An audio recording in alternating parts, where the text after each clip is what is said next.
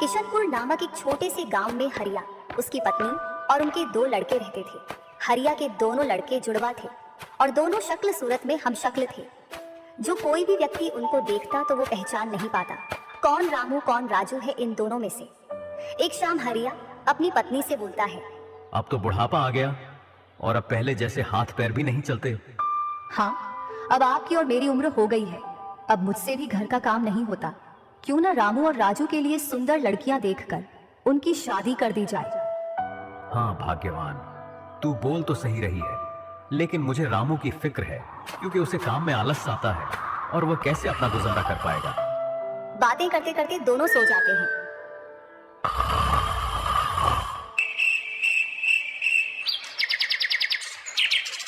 और सुबह उठकर हरिया रामू राजू से बोलता है, तुम दोनों खेतों पर चले जाना और एक खेत को खोद आना जिसमें मैं आकर बीज बो दूंगा।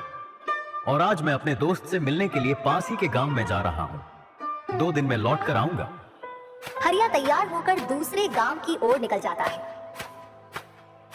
और रामू राजू भी खेतों की ओर चल देते हैं। दोनों खेतों में जाकर काम करने लग जाते हैं। रामू ठहरा काम छोड़ वह थोड़ी देर काम करने के बाद एक पेड़ की छांव में जाकर लेट जाता है। इधर राजू को सुबह से शाम हो जाती है और वह आधा खेत खोद देता है।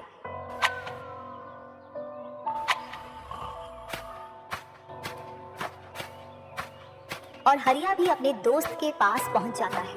अरे भाई हरिया, कैसे आना हुआ? तुझसे मिलने की इच्छा हुई तो मिलने आ गया। चल अच्छा है, पहले भोजन करते हैं, इसके बाद गप्पे लड़ाएंगे। दोनों साथ में भोजन करते हैं।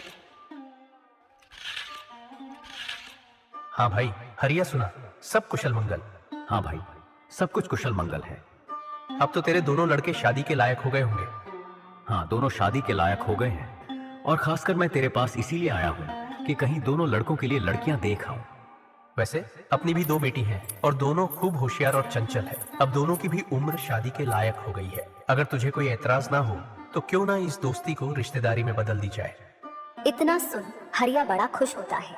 जब वह दोनों लड़कियों को देखता है तो दोनों बहुत ही सुंदर थीं।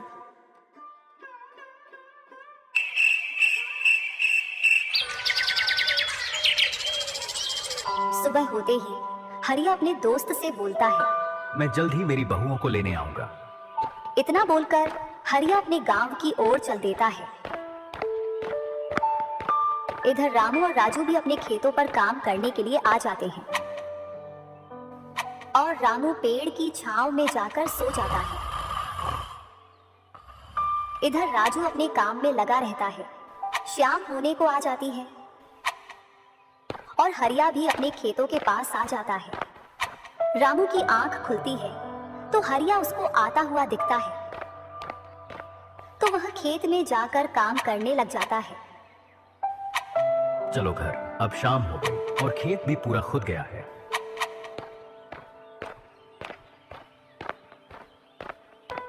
तीनों साथ में घर पहुंच जाते हैं। हरिया अपनी पत्नी और दोनों लड़कों को बताता है कि वह इन दोनों की सगाई पक्की कराया हो।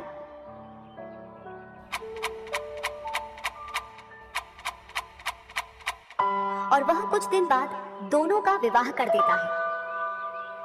ऐसे ही कुछ वर्ष निकल जाते हैं।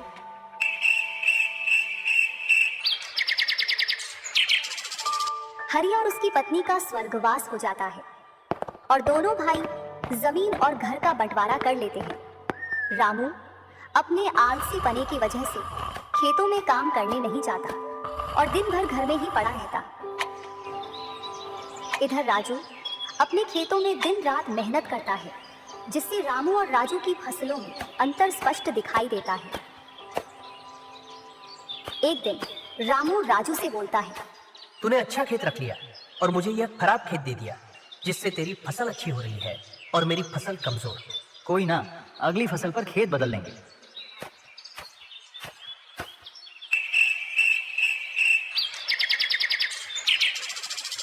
अगली फसल पर रामू राजू से खेत बदल लेता है और एक खेत ज्यादा ले लेता है। फिर भी राजू खुशी खुशी उसे खेत दे देता है। राजू के हिस्से में जो खेत थे उनमें फिर से वह दिन रात मेहनत करता। इधर रामू कभी काम करता तो कभी काम नहीं करता। रामू के पास बीज खरीदने के भी पैसे नहीं थे, तो वह पैसे लेने के लिए जमींदार के यहाँ चला जाता। जमींदार जी, कुछ पैसे उधार चाहिए थे, जिससे मैं अपने खेतों के लिए बीज ले आता और फसल आने पर मैं आपको पैसे लौटा देता। क्यों नहीं भैया, लेकिन आपको 2 टका ब्याज देना पड़ेगा। जी जमींदार जी, मैं ब्याज दे दूंगा। जमींदार रामू को पैसे दे देता है और रामू उनसे कुछ बीज लाकर अपने खेतों में बो देता है। इधर राजू अपनी फसल की रोज देखभाल करता और रामू बोकर आया उसके बाद से अपनी फसलों को देखने के लिए भी नहीं गया। वहीं अपने घर में पड़ा रहता और दिन रात सोता रहता।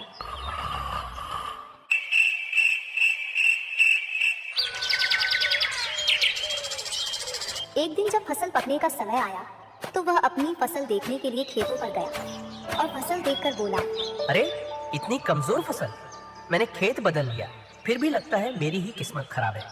जो भी जमीन में लेता हूँ उसमें अच्छी फसल होती ही नहीं है। ऐसे कहते हुए वह अपने घर आ जाता है और अपनी पत्नी से बोलता है, राजू की फसल तो अच्छी है, बस हमारी फसल ही कमजोर है। ऐसा कैसे हो सकता है? ऐसा तो होगा ही। दिन रात जो घर में पड़े रहते हो और खेतों में समय समय पर दवाई पानी नहीं दोगे तो फसल ऐसी कमजोर रहेगी। फिर बोलते हो किस्मत खराब है। किस्मत नहीं, मेहनत करनी पड़ती है। चल चल, मेरे को मत सिखा। अगर किस्मत ना हो तो कुछ भी नहीं होता। अगर मेहनत से कोई बड़ा बनता तो सबसे पहले गधा बड़ा बनता, क्योंकि उसके बराबर कोई मेहनत नहीं करता। और जो मजा जिंदगी में सोने में है वह मजा और किसी चीज में नहीं। बस इनको तो सुला दो, सोने के अलावा और कोई काम ही नहीं है।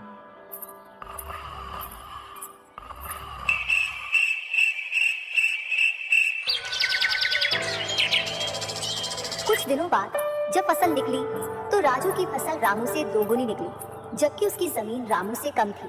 रामू फसल को देखकर बोलता है, इस फसल को बेच कर आऊं या खाने के लिए रखूं? इधर जमींदार जी को भी पैसे देने हैं। अब इतनी सी फसल से कैसे काम चलेगा पता नहीं।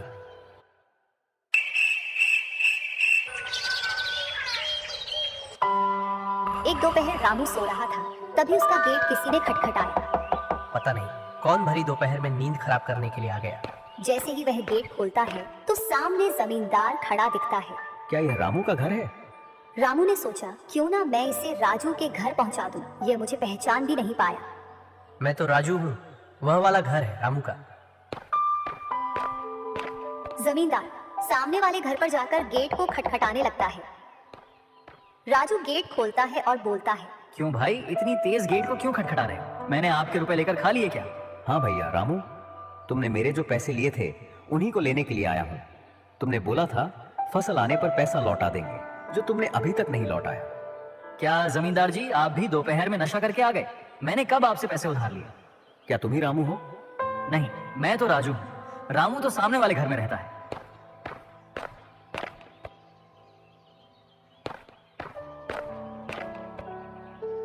भरी दोपहरी में जमींदार का सर चकरा जाता है और वह अपने घर चला आता है और घर पहुंचकर मुनीम से बोलता है, ऐसा लगता है मुझे कि जो पैसे रामू के दिए थे वह पैसे अब लौट कर नहीं आने वाले। क्यों, ऐसा क्या हुआ जो पैसे वापस नहीं आ रहे हैं? रामू और उसका भाई दोनों हम शक्ल हैं और दोनों बोल रहे हैं कि रामू वह है, रामू वह है। और उन दोनों ने दोपहर भर मुझे इस घर से उसे घर दौड़ाया। जमींदार जी, पैसे निकालने है। बोलो कौन सी स्कीम है? मुनीम जमींदार जी के कान में पूरी स्कीम बताता है।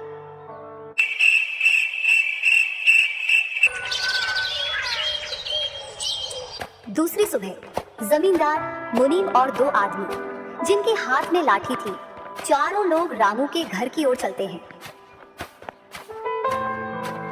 जैसे ही रामू के घर के पास पहुंचते हैं तो जमींदार और दोनों लोग थोड़ी दूर रुक जाते हैं। अरे रामू भैया, बाहर निकलो, मैं पास ही के गांव से आया हूँ। जरूर जमींदार होगा, मैं आज गेट खोलूंगा ही नहीं। मैं तुम्हारी ससुराल से आया हूँ। तुम्हारे ससुर साहब ने तुम्हारे लिए कुछ रुपए और कुछ आभूषण भेजे हैं, क्योंकि बुढ़ापे की वजह से उनसे यहाँ तक आने की नहीं बन पा रही थी। इस वजह से उन्होंने मुझे भेजा है। इतना सुन रामू के मन में लालच आ जाता है और वे फटाक से गेट खोल देता है। कहाँ है पैसे और धन? क्या तुम्हारा ही नाम रामू है? हाँ, मेरा ही नाम रामू है। कहाँ है धन? यही पास में रखा है, चलो दोनों उठा लाते हैं। वह मुनीम के साथ चल देता। थोड़ी दूर चलने के बाद मुनीम जमींदार जी को बुला लेता है। जमींदार और दोनों लोग रामू के पास आ जाते हैं। लाओ मेरे पैसे लौटाओ, ब्याज समेत। मैंने आपसे पैसे नहीं लिए। ये ऐसे नहीं मानेगा। अब तुम दोनों के हवाले करता हूँ, तुम चाहे जैसे इससे पैसे निकालो। और दोनों आदमी रामू को लठ से मारते हैं। रामू चिल्लाता हुआ, अरे भाई रुको, अरे भाई रुको, मत मारो, अरे भाई रुको, मत मारो। इधर वह दोनों रामू में दे लठ लठ बरसा रहे थे। तभी राजू गेट खोलकर देखता है तो रामू पर कुछ लोग लठ से वार कर रहे थे। तो वह दौड़कर उनके पास आता है और बोलता है, अरे भाई रुको। इस रामू ने आज से 5 महीने पहले मुझसे पैसे लिए थे। जब लौटाने की बारी आई तो बहाने कर रहा था। कितने पैसे हैं? 2000। रुको मैं लाता हूँ।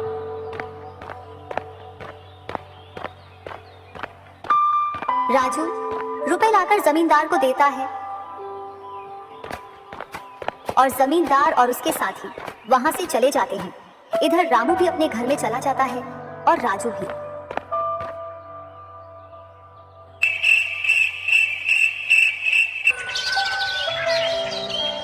कुछ दिनों बाद दोनों भाई अपना अपना खेत खोदने के लिए खेतों पर पहुंच जाते हैं।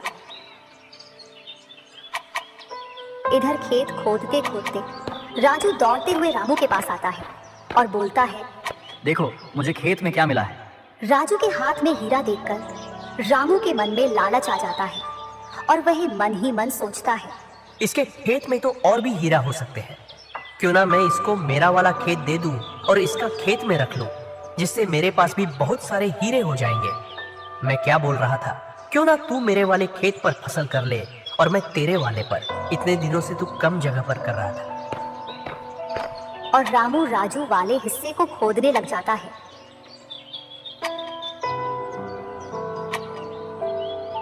शाम तक पूरे खेत को खोद देता है, लेकिन उसे उसमें कुछ भी नहीं मिलता और थका हारा घर पहुंच जाता है। आज पूरा खेत खोद दिया, लेकिन फिर भी एक हीरा नहीं मिला। जबकि राजू ने खेत का एक कोना खोदा था, उसमें ही उसे एक हीरा मिल गया। अच्छा, आप अगर ऐसे ही मेहनत करते रहे तो एक दिन आपको भी बहुत सारे हीरे मिलेंगे। बातों ही बातों में रामू की नींद लग जाती है।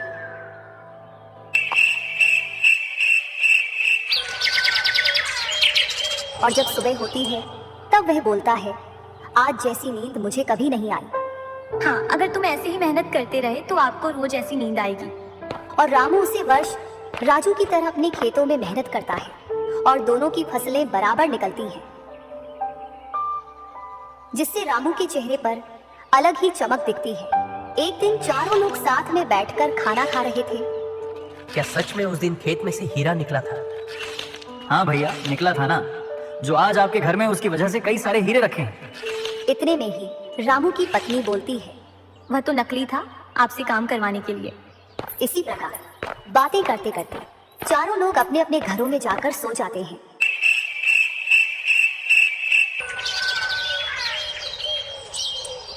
सुबह होते ही तुम दोनों को राजा साहब ने राजमहल बुलाया है।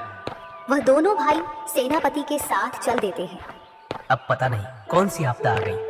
कुछ नहीं, कुछ अच्छा काम होगा, तभी तो हमें बुलाया है। दोनों राजा के पास पहुंच जाते हैं। हमने सुना है इस वर्ष तुम्हारी फसल सबसे अच्छी निकली है और आपने इस बार सबसे ज्यादा राजकोष में कर दिया है। इसी का आप दोनों को इनाम दिया जाता है। दोनों भाइयों को आपके गांव में इनाम के रूप में दुगनी जमीन दी जाती है।